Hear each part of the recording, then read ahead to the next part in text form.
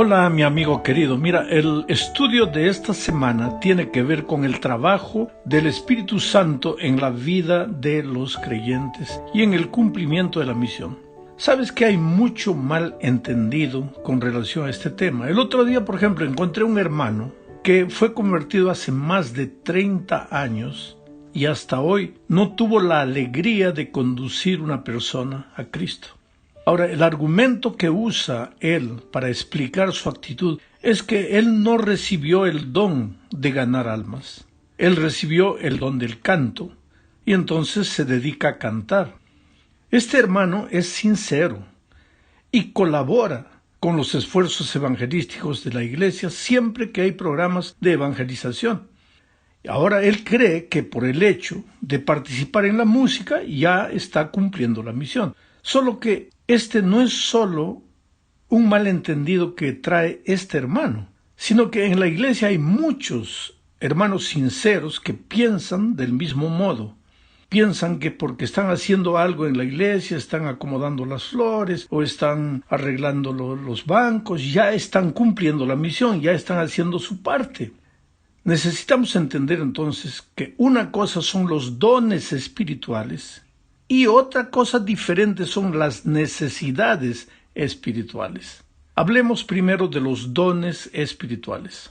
Para esto leamos primera a los Corintios capítulo 12, versículos 12 y 13. Dice, porque así como el cuerpo es uno, está hablando de la iglesia, el cuerpo es la iglesia, porque así como el cuerpo es uno y tiene muchos miembros, pero todos los miembros del cuerpo, siendo muchos, son un solo cuerpo, así también Cristo, porque por un solo espíritu fuimos todos bautizados en un cuerpo, sean judíos o griegos, sean esclavos o libres, y a todos se nos dio a beber de un mismo espíritu.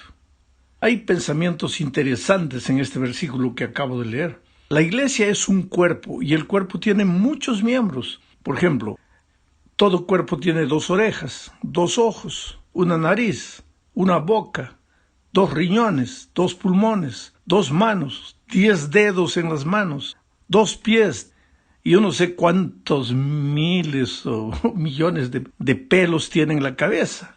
Ahora, cada uno de esos miembros del cuerpo es importante, porque el otro día una viejita me hizo una pregunta. Oh, pastor, si todos somos miembros del cuerpo de Cristo, ¿qué seré yo? Yo seré un pelito. Y lo que ella estaba queriendo decir, yo no soy nada, no tengo nada. Ahora, yo cada mañana cuando me miro al espejo, me doy cuenta de cómo es importante un pelito. Así que no tengas ese sentimiento de insignificancia, de que no soy nada, ¿no? Es verdad que de acuerdo a la parábola que estudiamos esta semana, Dios distribuye dones. A unos les da 5, a otros les da 3, a otros les da 1. Pero no hay un miembro de la iglesia que no tenga por lo menos un don. Aunque se sienta un pelito, es parte del cuerpo de Cristo.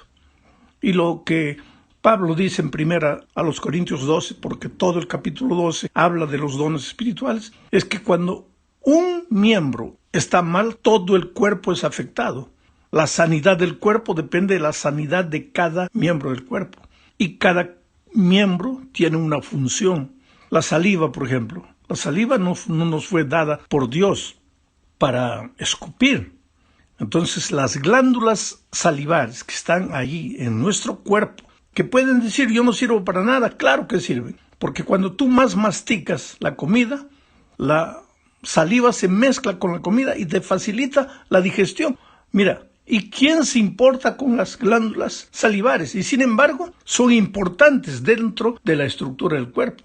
Este es el primer mensaje de esta semana. Ahora entremos a la segunda parte del estudio. Hablemos del donador, el dador de toda buena dádiva. ¿Quién da los dones a la iglesia? ¿Quién distribuye los dones? Leamos primero a los Corintios, capítulo 12, versículos 11 y 13. Dice, Pero todas estas cosas, y está hablando de los dones, pero todas estas cosas las hace uno y el mismo Espíritu. El Espíritu es el que da los dones, el que distribuye los dones. Pero todas estas cosas las hace uno y el mismo Espíritu, repartiendo a cada uno, a cada miembro de iglesia, en particular como Él quiere. Quiere decir, el don de un hermano en la iglesia no depende de él, de lo que él quiere. Depende de lo que Dios da. Solo tú tienes que descubrir qué don es que Dios te dio, pero puedes tener seguridad que no tienes menos de un don. Vuelvo a leer, pero todas estas cosas las hace uno y el mismo Espíritu, repartiendo a cada uno en particular como Él quiere. Mas ahora Dios ha colocado a los miembros, cada uno de ellos en el cuerpo como Él quiso. Este versículo es interesante, son dos, el 11 y el 18. Porque en el versículo 11 se dice que es el Espíritu Santo que distribuye los dones. Y en el versículo 18 se dice que es Dios el que ha colocado los miembros a cada uno de ellos en el cuerpo como Él quiso. Este es un versículo, este texto muestra que el Espíritu Santo es Dios. Pero lo importante es que el Espíritu distribuye dones y que no hay un miembro de iglesia que no tenga un don. Este versículo es claro al afirmar que Dios distribuye sus dones de acuerdo a su voluntad. Ahora, antes de continuar hablando sobre este asunto, debemos ver la diferencia entre talento y don. Son términos muy similares que sirven para referirse a una capacidad extraordinaria o sobresaliente en determinada área. La música, por ejemplo, o la pintura, o la cocina, o la predicación, en fin. Aunque talento y don parecen expresiones similares, existe una pequeña diferencia entre don y talento. Si bien ambos términos involucran una habilidad especial para llevar a cabo una actividad específica, talento es algo natural, viene contigo desde que naces, tal vez tiene mucha influencia genética. Ya el talento viene con la persona. Ahora, el don es una dádiva del Espíritu Santo para una determinada actividad. Por ejemplo, mucha gente nace con talento para la música y son exponentes en actividades relacionadas con la música. Todos esos grandes artistas, cantantes ahí en el mundo no conocen a Dios, no saben nada de Espíritu Santo, pero tienen una voz fabulosa, una voz extraordinaria, un talento musical extraordinario. Viven consumiendo drogas, viven haciendo cosas que ellos creen que es lo mejor, no tienen en cuenta a Dios para nada y sin embargo ganan millones y millones por causa del talento que trajeron a esta tierra. Ese es talento, no es don. Ellos no pueden decir yo tengo el don de la música, tienen el talento de la música, vino con ellos, está en sus genes, en sus cuerdas vocales. Pero el don es otra cosa. El don es dado por el Espíritu Santo.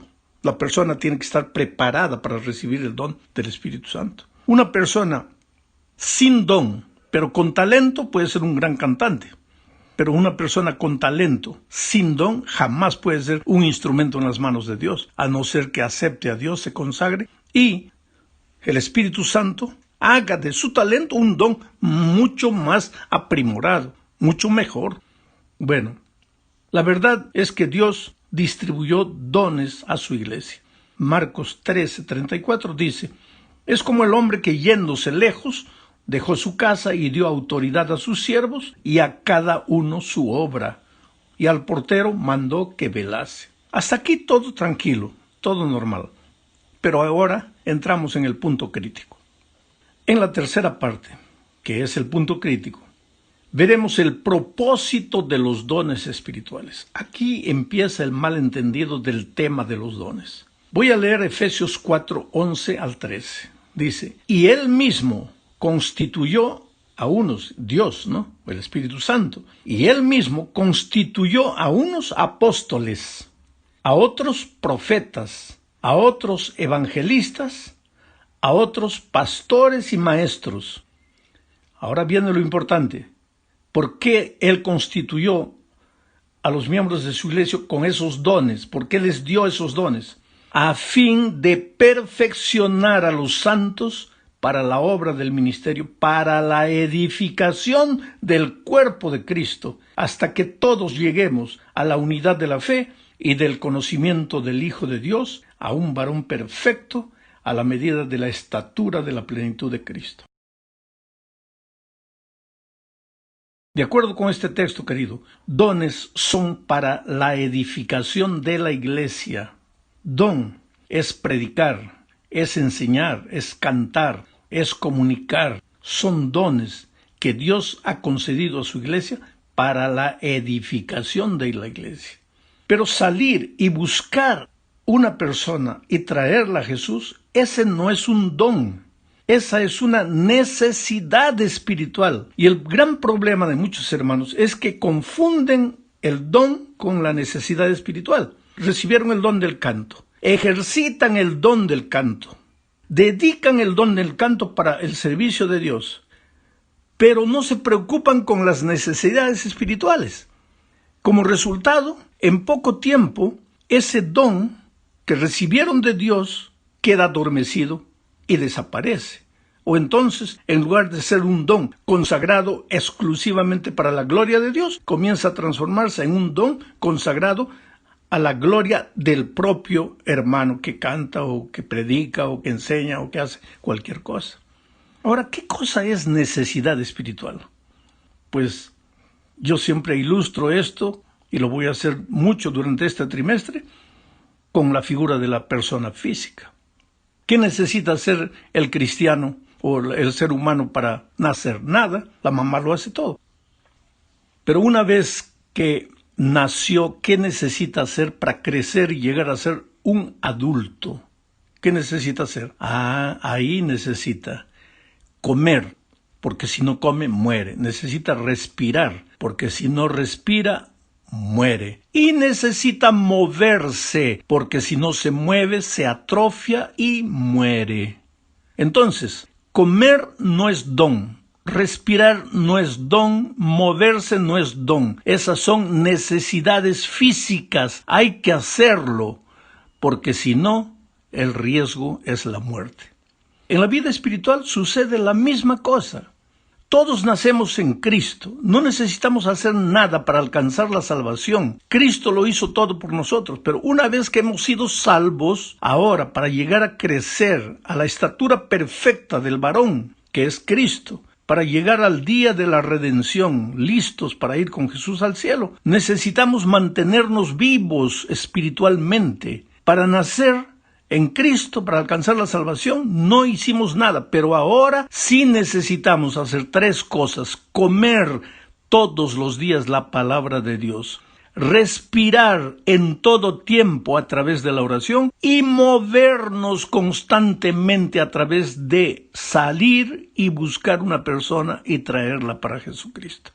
¿Dónde está el malentendido de todo este asunto? Que muchas personas que han recibido el don de cantar, por ejemplo, o de predicar un sermón, por ejemplo, o de hacer cualquier otra cosa, piensan que porque dedican ese don al servicio de Dios ya están cumpliendo su misión, pero nunca salen a buscar una persona para Cristo. Como resultado, pueden pasar 10, 20, 30 años y nunca condujeron una persona para Cristo. Entonces, el problema es el malentendido. La persona dice, no, es que yo no tengo el don de traer personas para Cristo. Pero es que traer una persona para Cristo, salir, hacerte amigo de una persona, orar por esa persona, acercarte de esa persona, irle hablando del amor de Jesús y finalmente traerla a tu grupo pequeño o traerla a una campaña evangelística, sentarte al lado de él, ayudarla en todo tiempo. Ese trabajo, ese no es don. Esa es una necesidad espiritual. Si no lo haces, te vas a oxidar, te vas a atrofiar y cuando Cristo venga no estarás listo para ir con Él. Ahí está el malentendido. Los dones Dios los distribuye, pero las necesidades el ser humano tiene que hacerlas. Dios no te va a hacer comer la palabra de Dios todos los días como un don. No va a orar por ti como un don. Y no va a salir en tu lugar a buscar a las personas. Tú tienes que hacerlo. Por ejemplo, yo no dudo que Dios me ha dado el don de la predicación. Pero el hecho de que yo tengo el don de la predicación no quiere decir que yo no deba estudiar la palabra de Dios todos los días, que no deba orar y que no deba buscar personas para Cristo. El don no sustituye la necesidad espiritual que todos tenemos de continuar creciendo en Jesucristo cada día. Continuemos con el estudio de esta lección. En la cuarta parte se habla de cómo descubrir los dones.